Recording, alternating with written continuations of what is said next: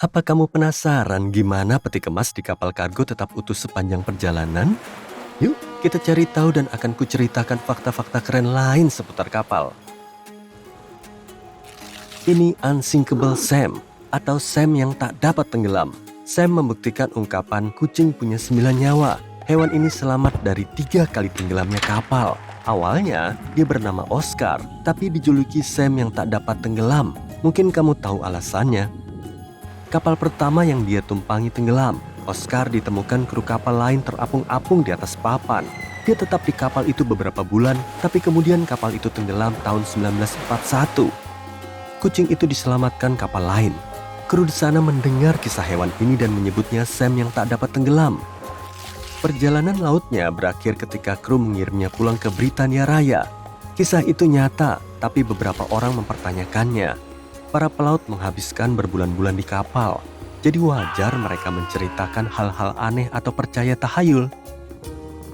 Tapi satu hal pasti, para pelaut suka kucing dan menerimanya di kapal mereka.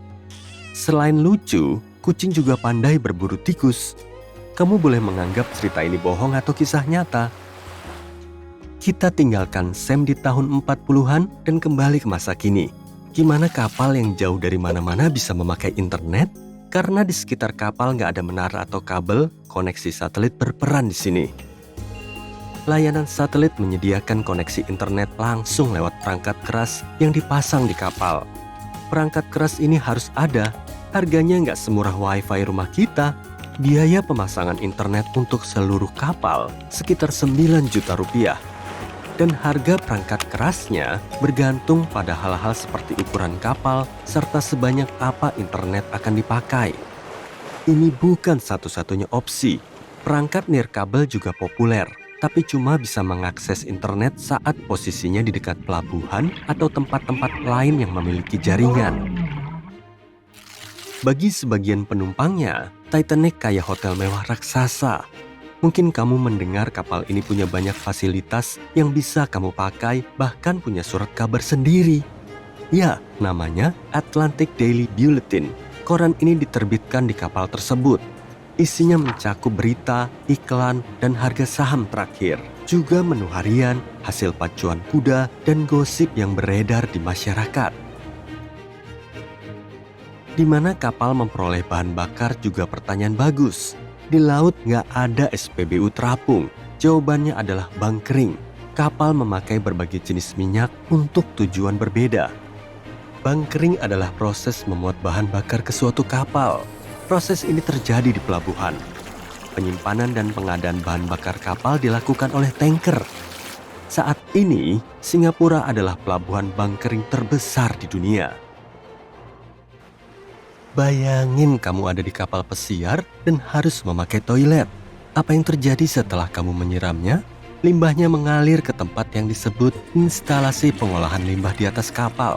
Di sana, limbah disaring, lalu hasilnya bergerak ke ruang lain. Ruang ini membersihkan dan mensterilkan limbah. Akhirnya, limbah dibuang ke laut setelah cukup bersih. Bahan-bahan yang gak tersaring disimpan di kapal. Kapal membuangnya saat tiba di pelabuhan. Omong-omong tentang toilet, harus kusinggung bahwa air limbah di kapal pesiar diberi kode warna. Setiap orang di atas kapal menggunakan hingga 150 sampai 190 liter setiap hari. Karenanya, air limbah sangat banyak. Bertahun-tahun, beberapa solusi telah ditemukan untuk mengurangi jumlah ini.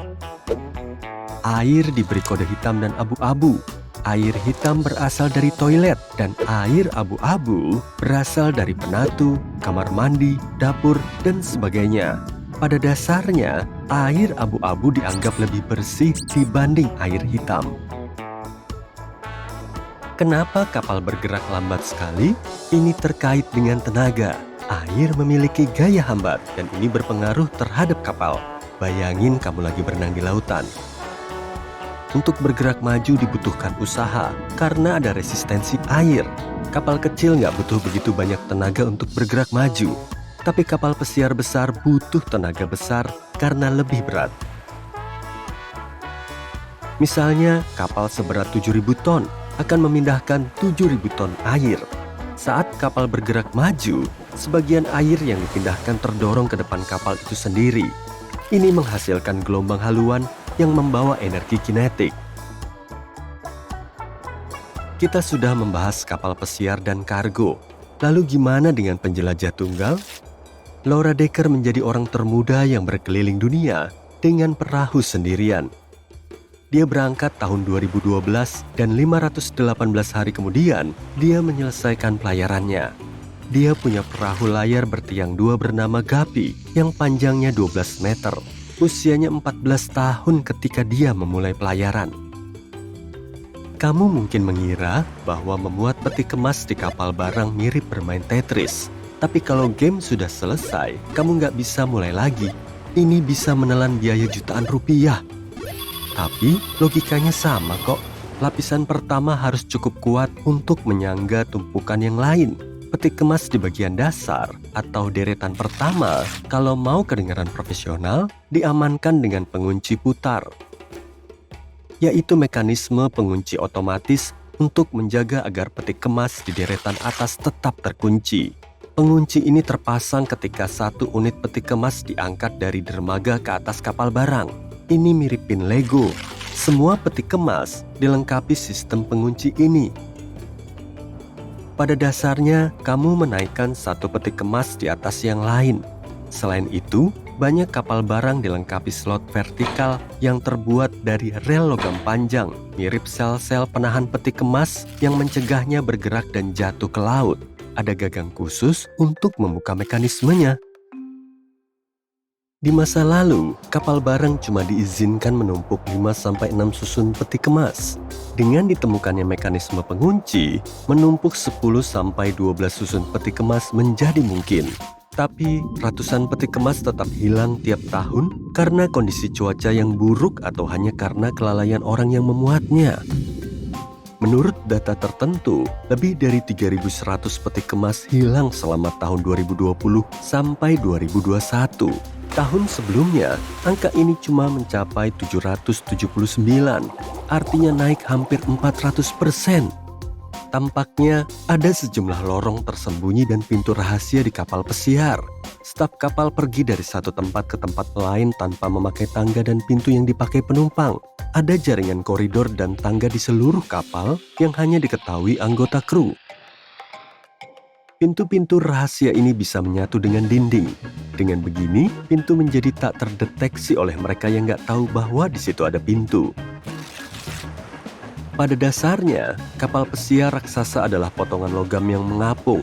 Dinding kabin kapal pesiar mengandung magnet. Karena itu, saat di kapal pesiar, kamu bisa membeli magnet kulkas bertema perjalanan untuk menghias kabinmu. Seawise Giant adalah kapal terpanjang dalam sejarah. Kapal ini dibangun antara tahun 1974 sampai 1979. Panjangnya melebihi ketinggian Menara Eiffel. Kapal itu tenggelam tahun 1988, tapi kemudian diangkat dan diperbaiki. Gimana dengan kapal terkecil di dunia? Para peneliti di Belanda menciptakan kapal terkecil di dunia. Panjangnya sekitar 0,02 mm. Lebih jelasnya, ini sekitar sepertiga lebar helaian rambutmu. Mereka membuatnya dengan bantuan printer 3D. Apa kamu tahu bahwa beberapa orang bertempat tinggal di kapal? Ya, kedengarannya kayak mimpi. Tentu kalau kamu suka air. Para penghuni secara permanen tinggal di kapal saat berlayar keliling dunia. MS The World adalah contoh kapal pesiar hunian pribadi.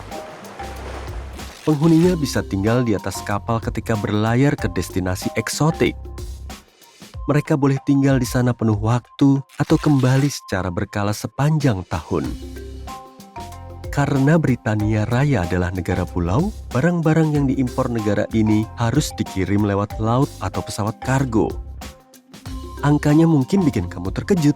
90% dari semua barang yang mereka beli datang lewat laut. Kamu tahu fakta keren lain seputar laut? Tulis dalam komentar di bawah ya.